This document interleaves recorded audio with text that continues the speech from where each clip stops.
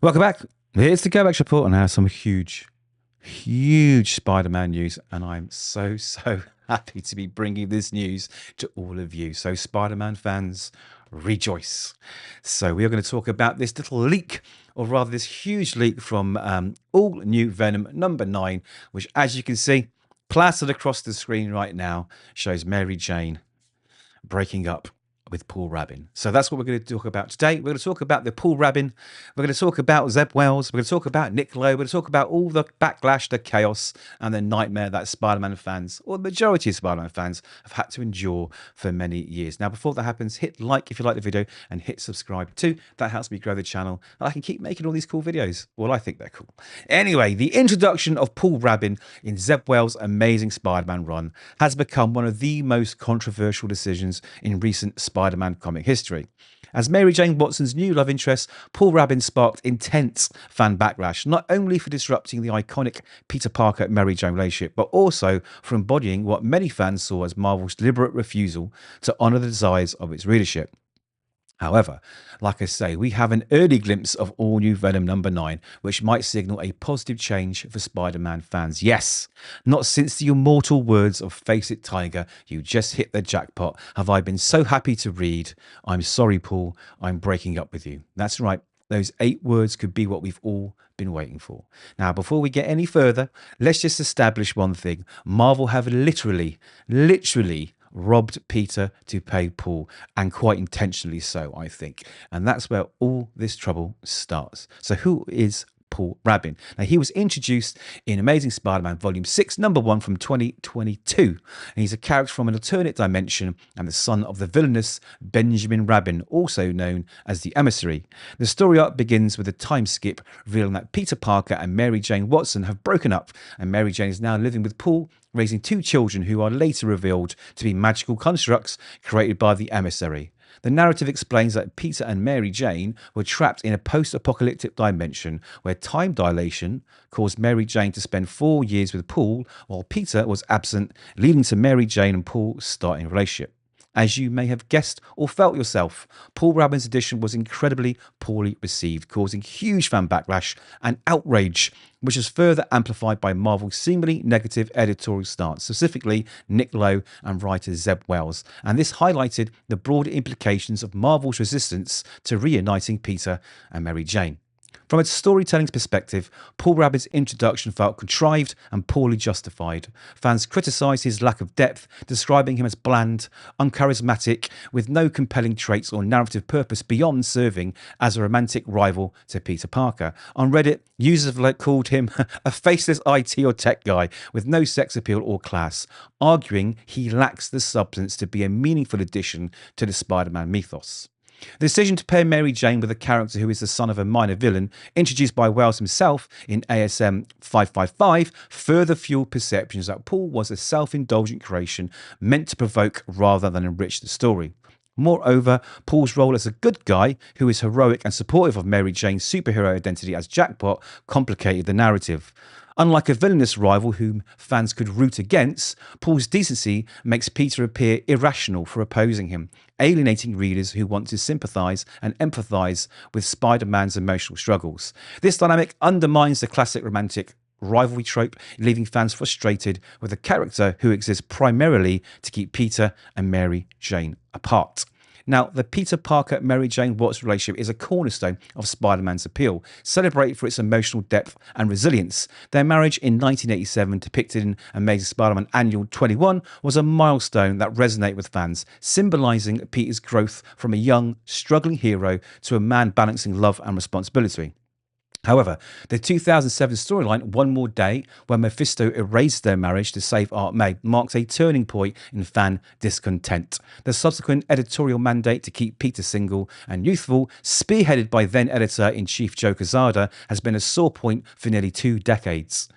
Paul Rabin's introduction reignited this frustration, especially after Nick Spencer's run from 2018 to 2022 had painstakingly rebuilt Peter and Mary Jane's relationship, setting the stage for a potential reunion. Fans saw Paul as a deliberate reversal of this progress, with one Reddit user describing his inclusion as a complete mockery of the work of Stan Lee, John Romita Sr. and Steve Ditko. There was even a Change.org petition launched in 2023 demanding the removal of Nick Lowe and Zeb Wells, citing their decisions to break up Peter and Mary Jane, pair her with Paul, and have Peter work for Norman Osborn, the Green Goblin, as betrayals of the character's core.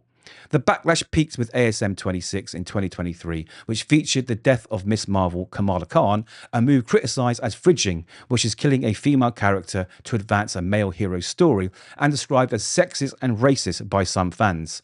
Marvel's teaser that this issue would be the most shocking in 50 years was met with accusations of exploiting fan emotions for sales, with Wells himself admitting editor Nick Lowe warned him to avoid conventions due to anticipated fan anger.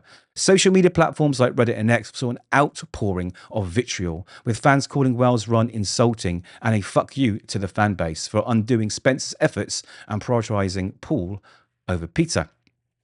Marvel's editorial approach, led by Spider-Man editor Nick Lowe and writer Zeb Wells, had been a lightning rod for criticism. Fans perceived their decisions as not only dismissive of fans' desires, but also as actively antagonistic.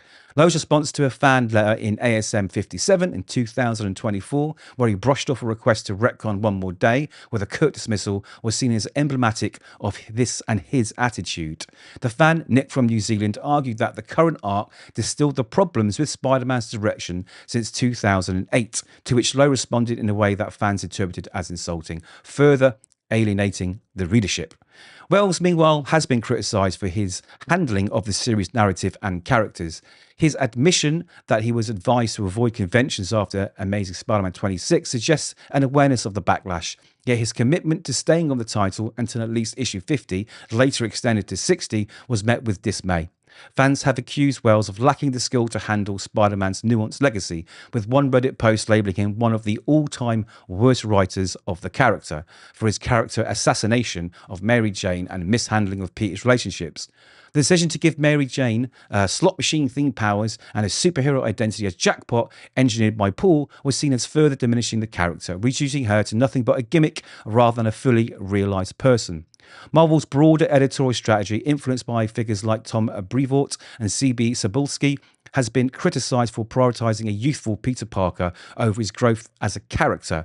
Brevoort's comments that Spider-Man's youth is more important than his responsibility have been particularly contentious, with fans arguing that Peter's evolution into a married man with family aspirations aligns with his core theme of responsibility. Cebulski's 2023 statement that keeping Peter and Mary Jane apart is an editorial preference rather than a mandate did little to quell the fan frustration, as it underscored Marvel's unwillingness to course correct despite vocal opposition.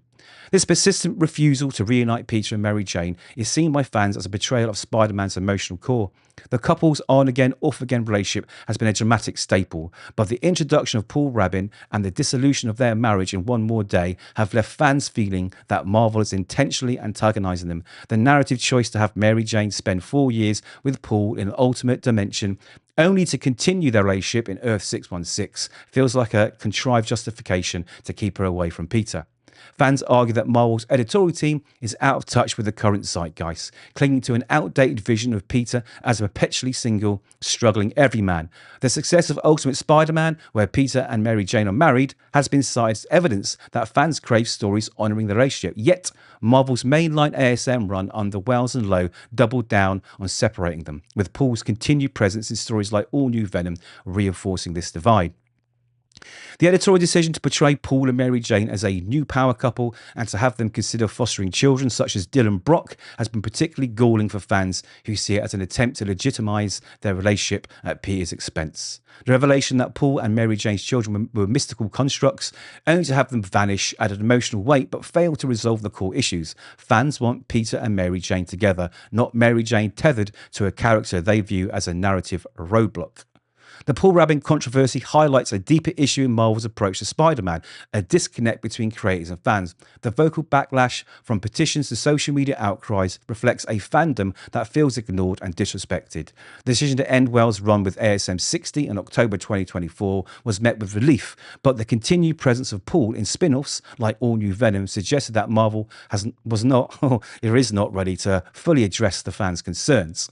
The fan-based frustration is not just about Paul Rabin, but about what he represents, a refusal to embrace Spider-Man's growth. Fans argue that Peter's journey should include marriage and family, reflecting responsibility that define him.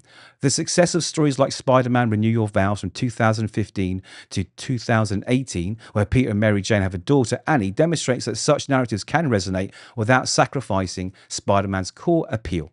Marvel's insistence on keeping Peter single, coupled with provocative choices like Paul Rabin, has alienated a significant portion of its readership. As Spider-Man's narrative moves forward with new creative teams, Marvel faces a choice: listen to its fans and embrace Peter's growth, or continue down a path that risks further alienation. For now, Paul Rabin remains a symbol of a creative miscalculation that has left Spider-Man fans longing for the return of their beloved couple. However, that finally may change due to this leaked page from the upcoming All-New Venom #9, where we see Mary Jane break up with Paul. I hope this is real, and I hope this is the course correction we have been waiting for, as I think it will go some way to repair the damage done by Zeb Wells and Nick Lowe over the years. I really hope this isn't a bait and switch, and Marvel have the courage to listen to the fans and reunite Peter and Mary Jane once and for all, and start listening to the fans. If Hickman's critically acclaimed Ultimate Spider-Man run is anything to go by, Marvel must at least acknowledge that we, the fans, have put our money where our mouth is, and prove that having Peter and Mary Jane together, even older with kids, leads to engaging stories, happy fans, and ultimately commercial success. So, Marvel, and specifically Nick Lowe, isn't it time you gave us what we have been campaigning for so long? Isn't it time one of your flagship titles, The Amazing Spider-Man, topped the sales charts and won back the hearts of the Spidey fandom? I think we've waited long enough, don't you? Anyways, those are my thoughts. Let me know yours, and I'll hopefully see you in the next one. Now, don't forget to like the video if you like the video and hit subscribe. See you soon.